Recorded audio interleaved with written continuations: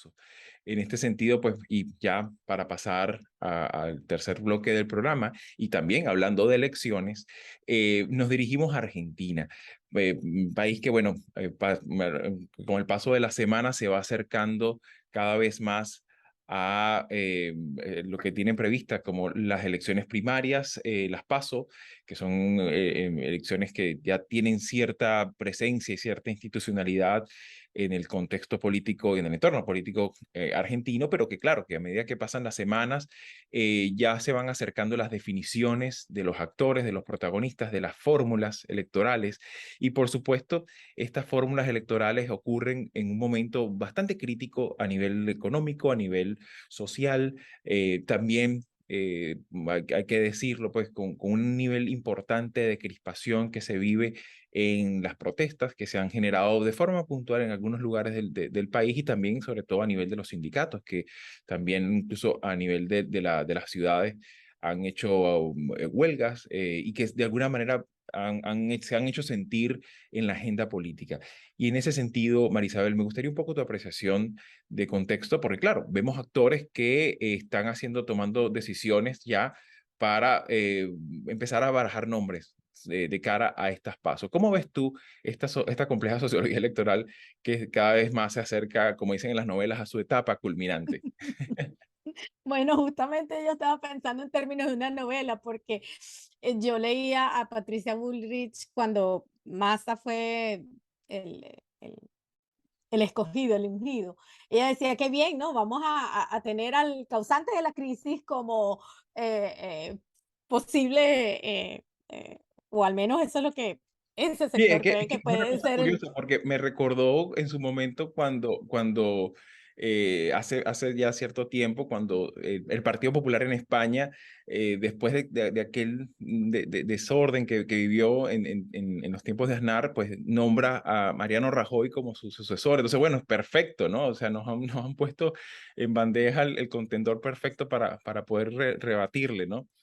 Sí, pero ahí es donde está el problema, ¿no? Yo estaba viendo que los niveles de rechazo tanto de Bullrich como em, Hernández Larreta y el mismo Massa tiene unos niveles de rechazo tremendos, pero es que los otros también. Y curiosamente, Milei lo tiene por debajo de los demás. Entonces, a mí me parece que lo que está ocurriendo en Argentina en este momento, y ahí recuerdo a nuestra amiga Sandra Torochusa, esto promete no solamente ser una novela, esto es quizás de nuevo ver cómo en Latinoamérica las opciones son tan limitadas, tan escasas, que vamos a ver una confrontación sin duda terrible, pero yo pienso es cuáles van a ser las consecuencias desde el punto de vista económico. Sea el desenlace que sea, el panorama es bien complicado, por no ser Claro. tan pesimista. Claro, claro.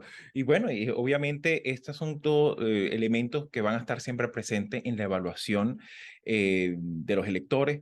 Las pasos siempre han sido como un elemento, como un muro de contención para dirimir internamente ha sido de alguna manera también un mecanismo que ha sido como un filtro para outsiders, ¿no? Algunos analistas han tenido como esa apreciación. Sin embargo, vemos que este fenómeno de la libertad avanza, pues obviamente ha logrado ir poco a poco capitalizando, obviamente no de una forma sostenida como para poder decir que va a ser el factor desequilibrante de esta elección, pero sí es un actor que ha ido con el paso de las semanas y sobre todo con el paso del descontento agarrando cada vez más fuerza. En ese sentido, Manolo, me gustaría un poco tu valoración sobre cómo estás viendo este entorno electoral argentino de cara a estas pasos. Bueno, lo primero, una nota de humor. Hace unos años escribí en un artículo no académico, un artículo de opinión, que las PASO, que nuestra audiencia debe saber que eso significa primarias, abiertas, simultáneas y obligatorias. Me parece que dije algo así como primarias aburridas, sin sentido y obsolescentes. Eh, las primarias, claro, es una buena idea, ¿no?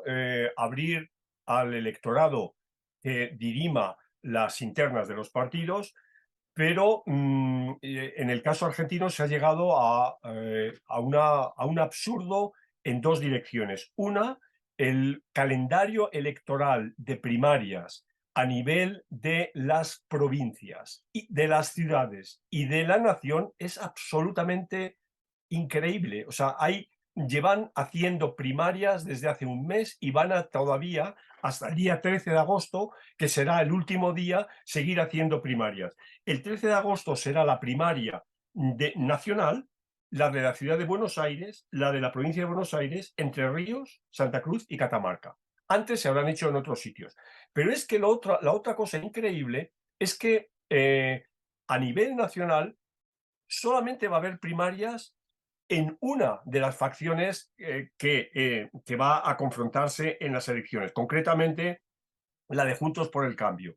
Juntos por el Cambio confronta a Patricia Bullrich y a Horacio Rodríguez Larreta. Sería lo que podríamos denominar el centro derecha. Pero las otras dos grandes opciones, La Libertad Avanza de Javier Milei, va solo, por consiguiente no hay elección alguna, pero no olvidemos, el electorado está obligado a ir porque es obligatoria la elección. Y en la Unión por la Patria, lo que sería el peronismo, igual, ¿no? Solamente Sergio Massa es el único candidato y en el ticket electoral con Agustín Rossi. O sea que tampoco no hay nada que elegir.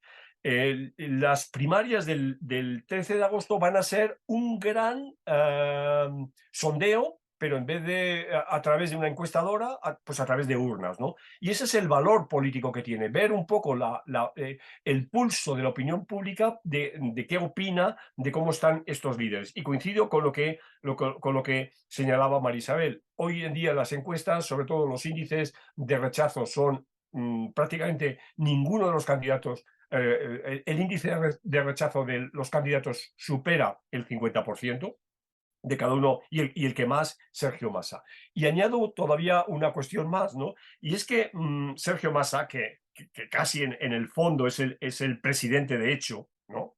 Casi es un presidente de hecho que está buscando la reelección, y que es el actual ministro de Economía, fue elegido en una habitación por con Cristina Fernández como candidato, cuando se daba por hecho que Daniel Scioli y Guado de Pedro eran los que tenían, era el ticket que tenía más fuerza. Y sin embargo, en este caso, pues al final Sergio Massa salió vencedor de esa especie de Sanedrín, y ahora Guado de Pedro va a ser el jefe de campaña. Pero ya digo, no va a haber competencia, pero serán interesantes, salvo, repito, Bullrich y Rodríguez Larreta, pero serán interesantes ver qué pasa el 13 de agosto para saber qué nos espera en octubre. O sea que todavía quedarán 2 meses para la elección definitiva. Sí, y que en ese sentido, pues por supuesto, que da toda esa impresión de cónclave, ¿no? De la cámpora reunida, ¿no? Buscando la manera de diseñar un candidato que sea potable, que no tenga esa erosión a la cual se le achaca casi que de forma, diríamos, como alguien que tiene como esa dualidad de personalidad, ¿no? Que no reconoce en Alberto Fernández el responsable principal de su propia coalición, ¿no? Y que eso también descansa un poco en ese intento de recuperar la imagen, incluso hasta con el propio cambio, ¿no? Del nombre de la coalición Juntos por la Patria, que bueno, busca de alguna manera pues como darle como remozar un poco la imagen de esa erosión que ha tenido el gobierno de Alberto Fernández, y que bueno, sobre lo cual evidentemente pues todo avisora que va a ser una dinámica y una sociología electoral bastante movida para las próximas semanas, y sobre la cual evidentemente vamos a tener que volver, porque bueno, ya empezamos como que entra además de las definiciones, entra en la época en la que muchas veces saltan escándalos de corrupción, saltan escándalos a veces hasta de la vida personal de las figuras que participan en ella, de modo que, bueno, muy probablemente vamos a volver sobre este tema en próximas ediciones de Mirada Semanal. Así que, bueno, mis queridos, como todas las semanas, muchísimas gracias por estar allí, por escucharnos y también por acompañarnos con sus apreciaciones. Así que bueno, será con mucho gusto, estaremos presentes en Mirada Semanal la próxima semana. Gracias, buena Hasta semana. la próxima. Llegaste hasta aquí y te interesan los temas que hemos abordado, puedes ayudarnos a seguir publicando estos fragmentos, dándole like, compartiéndolos, comentando y suscribiéndote al canal.